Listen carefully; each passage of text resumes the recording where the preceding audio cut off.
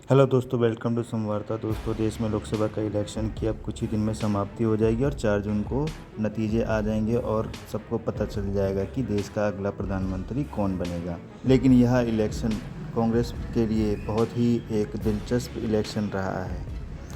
दोस्तों, देखा जा रहा है कि मोदी जो कि देश के प्रधानमंत्री हैं, वह राहुल गांधी के भाषणों को कोट कर रहे हैं अपनी रैलियों में। ऐसा कभी देखा नहीं गया है। क्या इससे यह पता चलता है कि देश में एक बदलाव की लहर आने वाली है? इसका खुलासा सुरेंद्र राजपूत, जो कि कांग्रेस के प्रवक्ता हैं, उन्होंने बताया है कि किस तरीके से देश में अगर वो सत्ता में आते हैं तो क्या क्या बदलाव किए जाएंगे। उन्होंने बीजेपी प्रवक्ता प्रेम शुक्ला को बड़े ही तल्ख और सटीक शब्दों में यह स्पष्ट रूप से बता दिया कि 4 जून को किसकी सरकार बनने जा रही है। यह सब सुनकर गोदी मीडिया बेचैन हो गई, क्योंकि वह अपने मालिक की वफादारी को साबित करने में हमेशा की तरह लगी हुई है। उन्होंने बीच में आकर सुरेंद्र सिंह राजपूत को चुप कराना चाहा, लेकिन उन्होंने सारे पोल खोलकर रख दिए। आप इस डिबेट को पूरा देखिए और अगर डिबेट अच्छा लगे तो चैनल को सब्सक्राइब करना ना भूलें। तो चलिए शुरू करते हैं। चलो भाई, देखो अब मैं क्या करता हूँ। प्रेम शुक्ला जी, जरा ये खटाखट थ्योरी समझाइए। राहुल गांधी पर हमला, बलि का बकरा ढूंढा जा रहा है, जाएगा 4 जून के बाद, लेकिन ये सब यही बताता है कि जीत को लेकर आप आश्वस्त हैं। लेकिन अगर आप देखें तो यूपी में कांग्रेस और समाजवादी पार्टी की सीट शेयरिंग हुई है, जहां वो आपसे लड़ रहे हैं।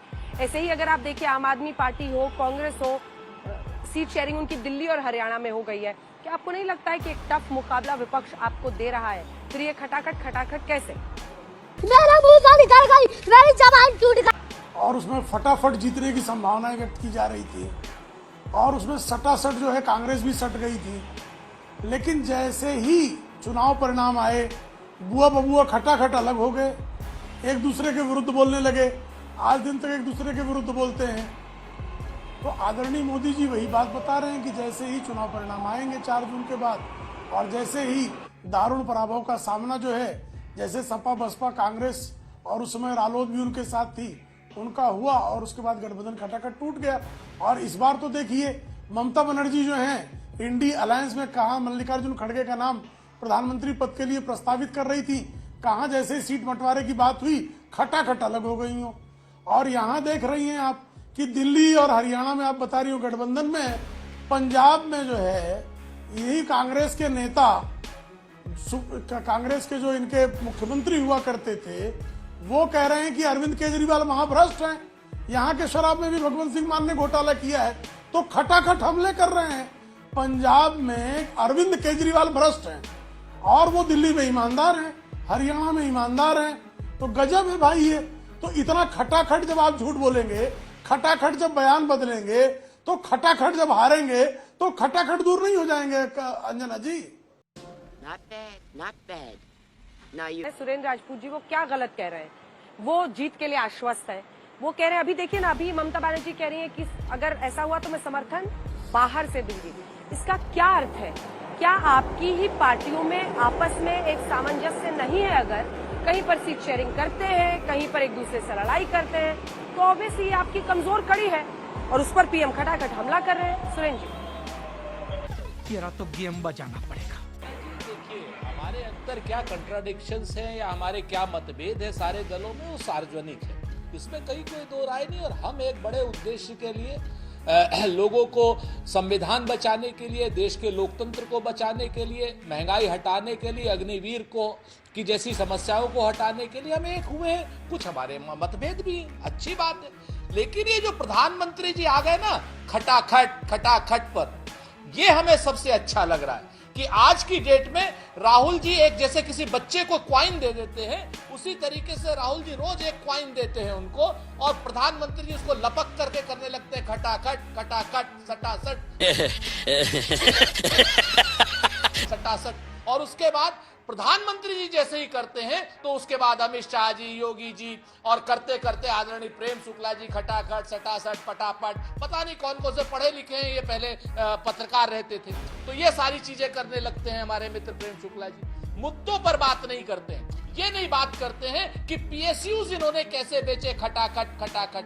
इन्होंने कैसे बेचे बैंकों को, नेशनलाइज बैंकों को कैसे प्राइवेटाइज किया, खटाखट खटाखट। कैसे इन्होंने ओबीसी आरक्षण को खत्म करने की प्रक्रिया करते हैं, खटाखट।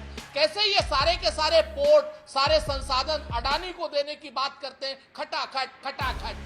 इनकम टैक्स दे दी, सीबीआई ईडी की रेड कर देते हैं जो लोग उनको वो संसाधन नहीं देते हैं। तो आज की डेट में खटाखट ये लोग भैंसों के भी झूठ बोलने लगते हैं। उसको सांस तो लेने दे बे।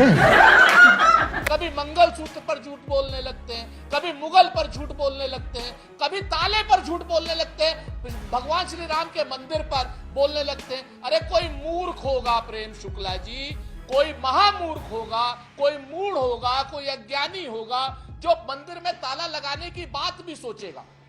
जो लोग मंदिर में ताला लगाने की बात कह रहे हैं या सोच रहे हैं, वो पाप के भागी होंगे, श्राप के भागी होंगे और नरक के भागी होंगे। मंदिर सुप्रीम कोर्ट के आदेश से बन रहा है और पता नहीं कुछ नाअहल लोग, कुछ मूर्ख लोग प्रधानमंत्री जी को बता देते हैं कि मंदिर में बाबरी ताला लगेगा। तो ये जो चीजें हैं प्रधानमंत्री जी के। राजपूत जी का मैं आभार प्रकट करता हूं कि बाबरी ताला लगाने वाले को इन्होंने नरक का भागी कहने का श्राप दिया।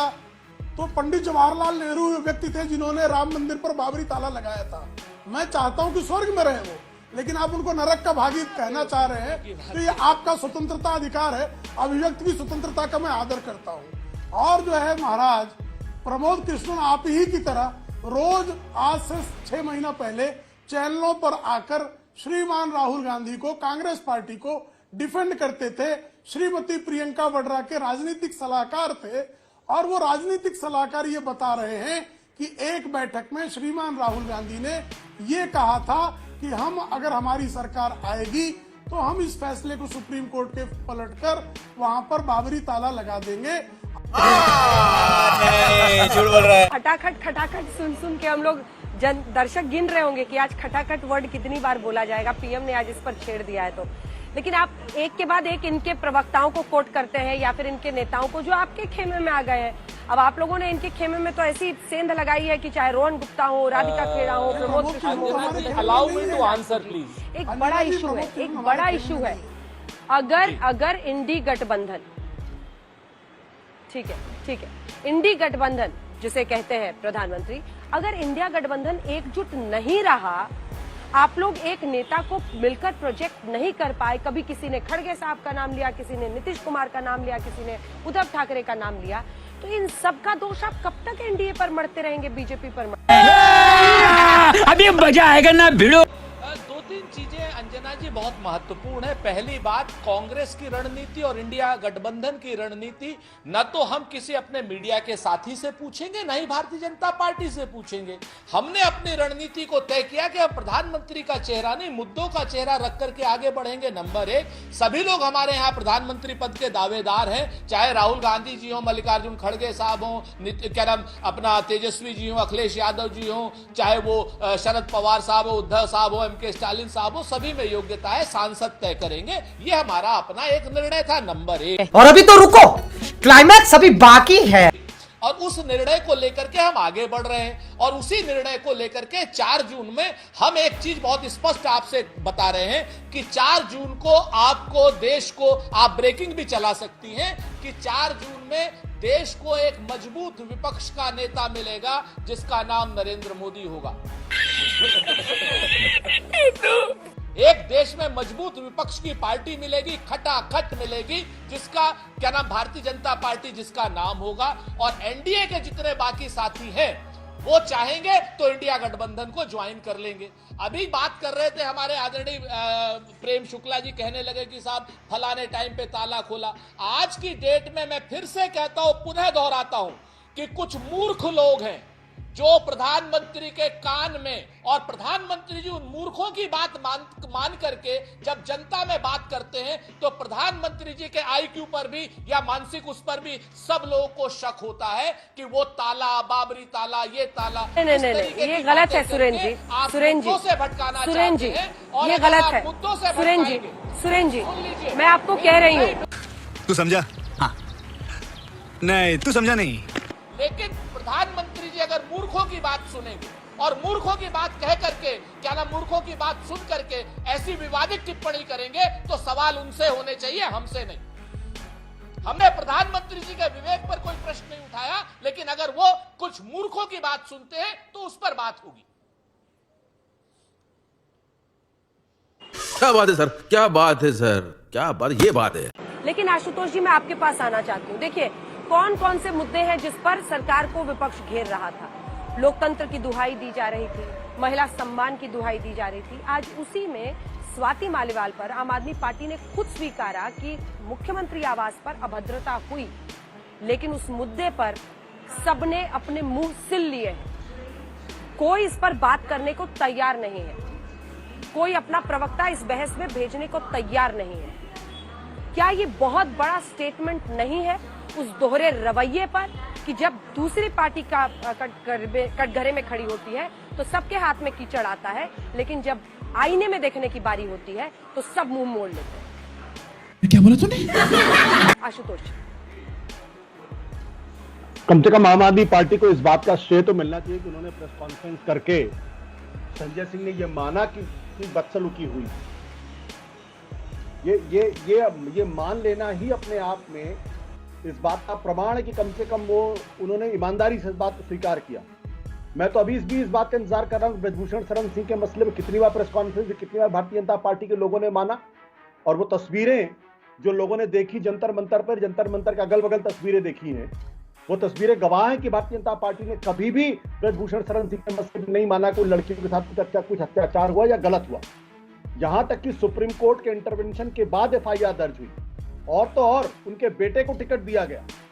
तो ये जो लोग ये दोहरे रवैये की बात करते हैं, कम से कम उनको भी अपने गिरबान में झांकना चाहिए और देखना चाहिए कि उन्होंने क्या किया क्या नहीं किया। नाइस।